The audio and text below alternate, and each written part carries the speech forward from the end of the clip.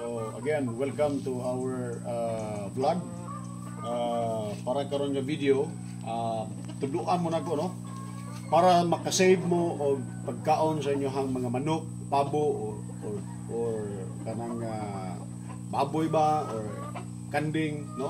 Depende na sa kanang sa inyohang naandan, no? Pero kini siya ang naandan na mo diri ang Kukilid Integrated Farm na may pabo, naapod may mga manok, no? Pero ang among gipakaon dinhi is purely organic, no?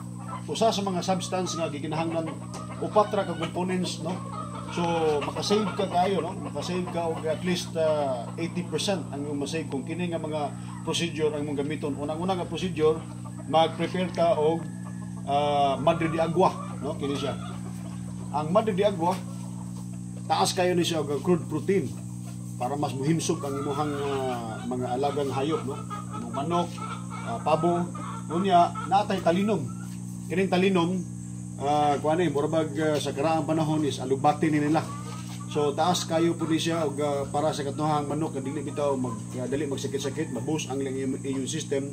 Unya katong mga manok nga dili sipunon, kinirang talinom ang atohang ipakaon, no? So ato ni gitadtad na, natay gitadtad nga kining madre de agua plus gitadtad nato nga talinom, no? Unya ikatulo nga components natural ang imong ipakaon kining gitawag nato og rice bran or tahop sa humay or tahop sa mais. Ang kilo sa tahop sa humay karon nasa mga 10 to 12 pesos per kilo. So kini siya naana ni sa mga 2 ka kilo. So 20 pesos lang, no? Kada pagkaon ang akohang magasto sa akohang mga 40 heads nako nga mga manok, no? Og kining pabo. So ato ni siyang i-mix plus ang last component is gitawag nato fermented fruit juice. Ako na itong i-vlog itong unsang paggama sa fermented fruit juice. 3 ka baso nga fermented fruit juice unya i-dilute na to into water, no? 8 days na nin nga i-ferment na to nga mga lata nga mga prutas para mas mataas ang probiotics sa imuhang mga manok. Okay? So isagol na to ni. Yan. Unya of course ang atohang talinom, no? Talinom, madre de agua o rice bran. Mao ni tulo ka components, no? Ang solid components para sa atohang pagpakaon sa atohang mga alagang hayop, no? Mga manok, pabo, kusog kay sila mga on. Plus kung para pagid bugana ang lapagaon, imo na siyang butangan og fermented fruit juice. Yan. At least usa ka pitcher nga fermented fruit juice nga gidilute mo into water, no? Simple ra kayo. Very easy. Unya gasto nimo is 20 pesos para nako ang akong ratio dinhi in every 40 heads nako nga mga manok o pabo. Napikas na ako pabo ko 40 pesos lang gyud ako hang magasto mga ka-farmers, no? So inaani ra kayo, ni ayo lang po kayo sobrahan og kanang basa, at least lang usa ka pitcher, no? Nani. Para mas mutamis ang ilahang pagkaon kay ang fermented fruit juice taas kayo siya og probiotics, no? Para di na mo mamalit og mga probiotics. So daghan kayo nga mga materialis nga atohang magamit sulod sa atohang tektoran, no? Mga ka-farmers, mga ludi, no? So karon ipakita ninyo nako kung unsa ra kusog ni mukaon ng atohang mga manok, no? Og pabo.